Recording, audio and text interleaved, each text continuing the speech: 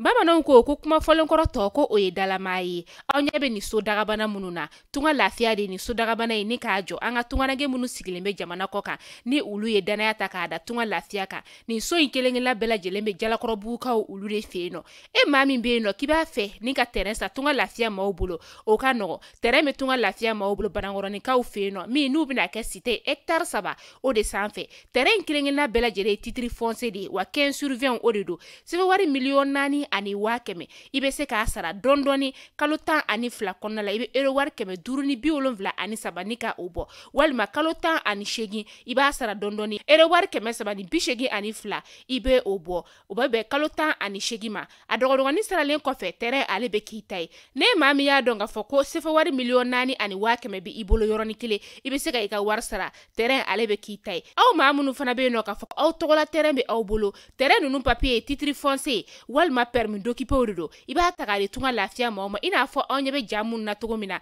u b'a jɔ ni ka a di ma ka sɔrɔ i ma tɔɔrɔ o tuma la tunganage minnu sigilen bɛ jamana kɔ kan tunga lafiya nana aw lafiyali o de kama walasa sojɔko la aw kana degun sɔrɔ cogoya min na ne mɔgɔ min bɛ fɛ ka kunnafoni wɛrɛ sɔrɔ sa o tuma la an wele an ka numéro whatsapp kan 00336 41 94 03 80 walima 00223 72 18 42 47 tunga lafiya maliyɛnden minnu sigilen bɛ jamana kɔ kan u bɛɛ lajɛlen kelen-kelenna bɛ se ka u ni kanso sɔrɔ ba maliba ale kɔnɔna la cogoya min na.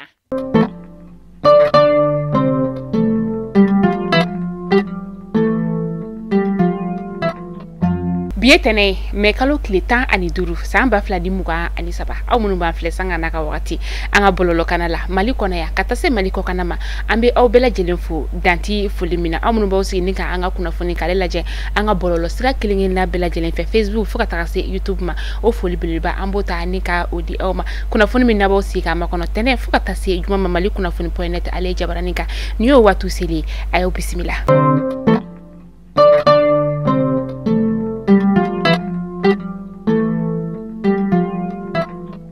Foni damnela bi Nations Unies ale ye sɛbɛnfura bɔ ni ka a jadi sɛbɛnfura min ni a b'o lafɛn min ka sa o de ye buna hadamadenya hakɛw olu la kɔlɔsili sa u y'a yira k'a fɔ ko anw ka finitigilakaw k'olu kɔni de kɛra sababu ye ni ka finitigi gansan maa dɔw ni ka olu bɔnɛ olu na n'u bɛ t'i jɔ maa 500 o bɔɲɔngula ni a kɛra filaw yɛrɛ ka dugu la n'o o ye Mura dugu ye Mura ale bɛ Mopti o mara la nin sɛbɛnfura in kɔni carina wagati min na sa anw ka jamana marabagaw u ye u jaabi o yɔrɔnin kelen bɛɛ lajɛlen na an ka jamana marabagaw ka kuma lasela ni o ye Colonel Abdoulaye Maiga ye ale ye kuma ni ka o lase an ka faso jabaraniso o la o kelenin bɛɛ la u ye fɛn min ye Nations Unies maaw ye u ye ɲangili ta ni ka o kɔmasegin kɛ u yɔrɔ la ka sababuya kɛ olu ma se ka u yɛrɛ ye ni ɲangili ale kɔnɔna la o de la u fana ko k'u bɛna damakasi sɛbɛn ni ka o don maa minnu kɛra sababu ye ni ka nin sɛbɛnfura in ka ale labɔ k'u bɛna damakasi sɛbɛn don olu juguya la. Maliɲɛnw ka jamana ɲɛmaa ni o ye Azali Azumani ye ni wagati na ni ale kɔni bɛ Union Africaine ale ɲɛmaaya la a kan ka na anw ka jamana o kɔnɔna la yan nɔ juin kalo o daminɛ la a nakun ye fɛn min ye sa o de ye ka na fɛn min ye kalafili min ni a bolodalen don kalafili min ni ale ɲɛsinnen bɛ sariya sun o falenni ma maa minnu bɛ yen nɔ sa ni olu kɔni jɛnna n'a ye olu ka taa ka t'u ka hakilina ni ka aw yira ni maa minnu fana ma jɛn n'a ye olu fana ka taa ni ka taa o kalafili ka o kɛ min ni a kan ka kɛ juin kalo tile 18 nata in na san 2023 jamana ɲɛmaa in yɛrɛ kɔni ale bɛ na ni kana o baaraw la kɔlɔsili ka olu kɛ. An ka ministre min bɛ yen nɔ ni ale ɲɛsinnen bɛ bɛn ani kelenya kuma ma ni o ye Colonel Major Ismaila Wage ye Ismaila Wage ale kɔni ye i kunda Kidalikaw ka dugu o kɔnɔna kan jumadon tɛmɛnen na n'o bɛnna mɛ kalo tile 12 ma san 2023 a taara bɔ ɲɔgɔn ye kungurunin ni ka o kɛ maa minnu bɛ yen nɔ ni olu ye bolonɔbila sɛbɛn ni ka o kɛ bɛn ani kelenya kɔnɔna o la. A bɛ dɔgɔkun damadɔ bɔ bi sisan nɔ ni Lafiyabugukaw Lafiyabugu ale bɛ an ka sigida o 4nan na sa ni wagati in na olu kɔni tɛ ka ɲamanbɔnyɔrɔ sɔrɔ u yɛrɛ la u bɛ ka sababu sa ni ka u ka ɲamanw ka olu labɔ ni ka o jeni u ka dayan fanfɛlaw la bosorotigi minnu fana bɛ yen nɔ ni olu bɛ taa ɲamanw bɔn olu kɔni tɛ ka ɲamanbɔnyɔrɔ yɛrɛ ni ka o woloma u bɛ kɛ sababu ye ni ka kɛlɛɲɔgɔnya ni ka o don ɲamanbɔnlaw ani Lafiyabugu sigibaw olu ni ɲɔgɔn cɛ. Faranyoanga jekulun be no ni ale be wele ko ALCPPE u faranyoanga jekulun koni faranyoanga ni ngata sotiba kaburudo ka ale koni furan fo ka aje no munu ba kono uye ulu bo ka faso dige munu be no ni ka ulu be bo ka konsamia don ta kuran o nye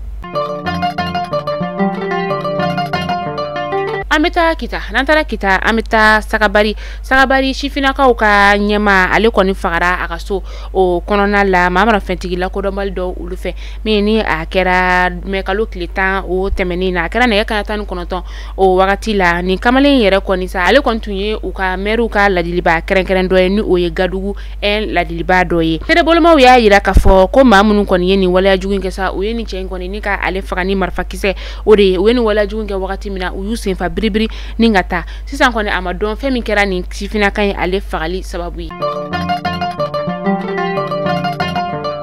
sibiri temene me kalo kleta ani saba samba flani muga ani insaba faranyonga jekulum be no ni ale nyashine be temaja fanga o de meni manu ko amako de meton kan ba ka ulu fe no ale ni mouvement be no ni ale wele ko Mali dinya ni ale nyama be honorable Suleiman Dambele obulo uye faranyonga ni ka obulo da faranyonga meni ale nyashina uye tamaka ni ka ukunda kan ba prefecture oka utara katasben fura ni ka odi kan ba prefet ale makayira ka foko referendum mi ni oye kalafili sa no kan ke anga jamana konna la yanno ni ngata sharia sun ale kan ka fale ni be kan ngata kati hakilina ni ka oyira ulu kon ya yira ka bisanga fo ko sharia sun fale ni kon ko oye ulu fela kuyi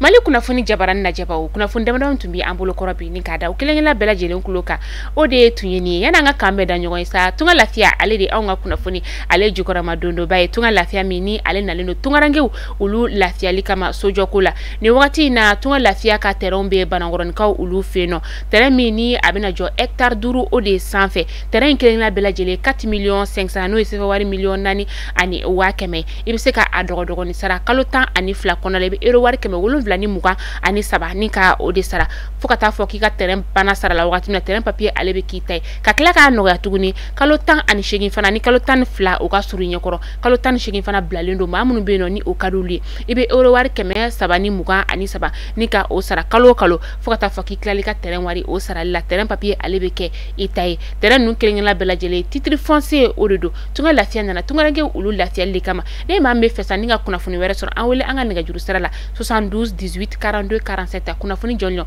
ambe odima au kambe dona natawla kuna funi kura ulu keneka